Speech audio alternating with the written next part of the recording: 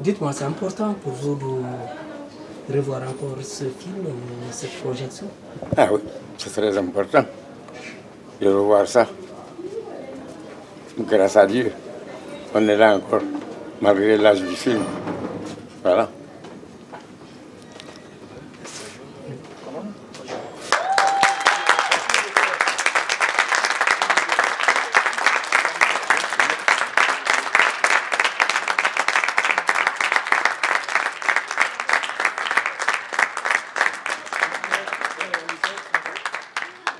Alors, tout à l'heure, après la projection du film, Suleiman disait que le film, il est beau. Mais en même temps, ça pouvait choquer, oui. Moi, je veux que ce film-là soit diffusé sur le territoire national, que ça choque et que les gens se posent la question d'où est parti tout ça. Tous ces retards-là aujourd'hui, quelles sont les causes? Comment on en est arrivé là? Après la projection de ce film, c'est la question qu'on se pose parce que tout ce qui est posé dans le film, c'est ce que nous cherchons aujourd'hui. Qu'est-ce qui a fait qu'on soit là aujourd'hui? Donc le film mérite d'être projeté afin que, à partir de là, vienne un déclic pour le développement de la Guinée. La preuve, regarde. Les gens étaient obligés de me donner des Kleenex. J'étais obligé de verser de l'art, non seulement à cause de la restitution du film, qui était pour moi, c'était fini, égaré, on a oublié, donc dans l'inconscience des Africains. Et heureusement, voilà, maintenant que j'ai vu le film que moi-même j'ai monté, que moi-même j'ai conçu. Ça m'a sensibilisé, ça m'a ému. Et c'est pour cela que je le dois beaucoup à Sanoko.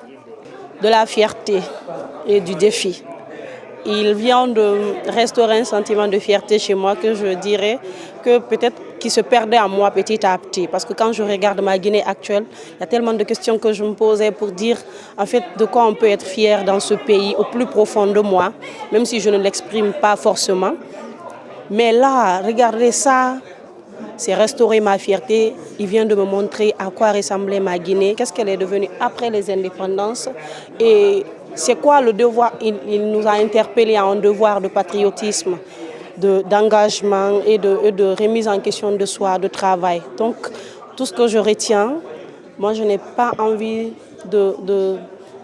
Je sais là où on en est aujourd'hui, c'est regrettable d'avoir perdu tous ces acquis et après l'indépendance. Mais ce que j'ai envie de me dire aujourd'hui, c'est qu'est-ce que je fais? Ma part, qu'est-ce que je peux apporter pour en arriver là. Et ça, c'est un film qui laisse des enseignements pour chaque cinéaste de la nouvelle génération. Et ça, en fait, il a ouvert un champ. Tu regardes le film, tu te dis, tu peux te mettre dans un camp pour dire que, bon, moi je veux savoir pourquoi cette transformation. Tu te mets à la tâche, tu nous sors quelque chose et c'est le cinéma guinéen qui gagne, qui avance, c'est la culture guinéenne qui s'enrichit. Ou tu te mets dans une autre logique, libre à toi, mais il vient d'ouvrir une classe, il vient de donner un enseignement très fort et je suis fière, je suis heureuse, je me sens chanceuse d'avoir eu l'opportunité de regarder ça en entier, puisque je le rappelle, j'ai pensé à mon papa quand je le regardais, parce qu'il m'a parlé de cette Guinée. Il me l'a rappelé très souvent, mais je viens de vivre cette Guinée, en fait, que mon papa a tant essayé de me témoigner. Pour rappel, ma grand-mère, elle travaillait à l'usine de tabac et d'allumettes. Mon père, il m'a dit cela, et je serai heureuse qu'il voit ce film en entier. Merci, merci et merci. Enfin, il y a tout un travail, il y a aussi un travail de retravail du son, n'est-ce pas, pour aussi le restaurer. De même que donc les deux sont restaurés à la fois.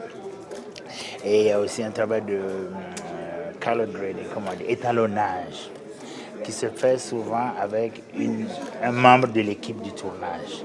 En cet état d'espèce, le doyen, l'idée serait qu'il aille au labo où on est en train de restaurer le film et qu'il voit un peu une copie antérieure et qu'il approuve selon ses choix techniques de colorer, par exemple, cette question de drapeau, voilà, qu'il valide donc le travail de restauration, parce que la restauration est faite par des techniciens qui n'étaient pas là, qui n'ont pas fait le film, etc., qui implique aussi un remontage, etc., sur la base de ce qu'on sait. Ce film est basé sur des archives, oui, mais la restauration, c'est un peu sur la base. On ne peut pas toujours aller à toutes les archives qu'il a utilisées, ça nous prendrait très très longtemps. Donc on va travailler avec ceux qui sont dans le négatif déjà, dans ce cas précis.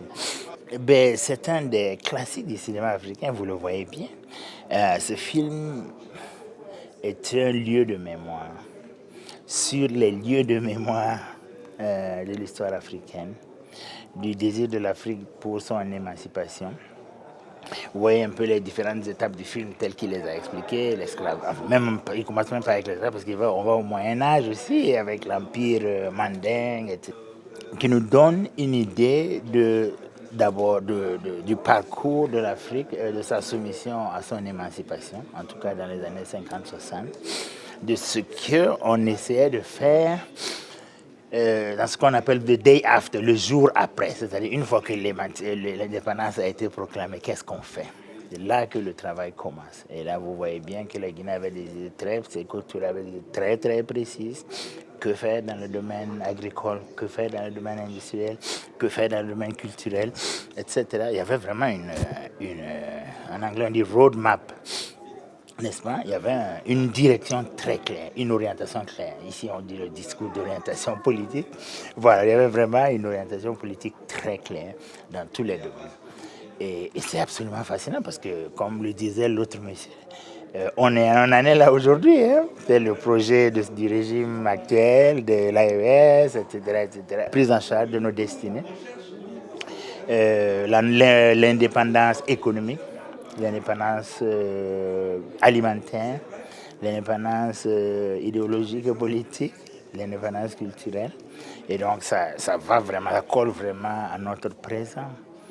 Et on souhaitait aussi rendre hommage à un cinéma guinéen, parce que le cinéma guinéen a presque disparu, en tout cas de la circulation internationale. Il est sûr que les films se font dans le pays même, mais ne sont pas suffisamment vus. Et nous, notre travail, c'est de vraiment faire revoir les grands films, pas seulement ceux qui ont circulé dans les festivals, mais les films importants, si on considère comme importants. De les ramener au jour présent pour que les nouvelles générations puissent s'en inspirer. Ce film est vraiment inspirant parce qu'il y a de l'analyse dialectique marxiste, n'est-ce pas, des rapports de classe, l'analyse de la déconstruction du capitalisme, etc. Ce sont les débats, ce sont les slogans qu'on a ici aujourd'hui, qu'on avait aussi sous Sankara. Vous avez vu qu'il y a plein de projets de Sankara qui étaient déjà là dans le film Sous Sékou Touré 20 ans plus tôt, n'est-ce pas? Donc l'histoire burkinabé même est dans cette histoire. L'histoire de l'Empire mandingue qui a encore une bonne place dans ce pays, le Baman. Enfin bref, il y a tellement de raisons pour lesquelles on doit restaurer ce film et surtout on doit le faire voir. La jeune fille avait dit que on pouvait l'enseigner en classe. C'est vraiment un film court. Et l'autre avait du cours magistral, c'est bel et bien le cas. Parce qu'il est très, très systématique et méthodique. Donc, étape par étape, il arrive vraiment à nous montrer les articulations entre culture, politique, agriculture, industrie, etc. C'est formidable. C'est un héritage de l'UNASIC. Avec ce film, ce que nous voulons faire, après cette restauration réussie de ce film « Et vint la liberté » de doyen Cheikh Oumar Barry, nous allons mettre un accent particulier sur ce film.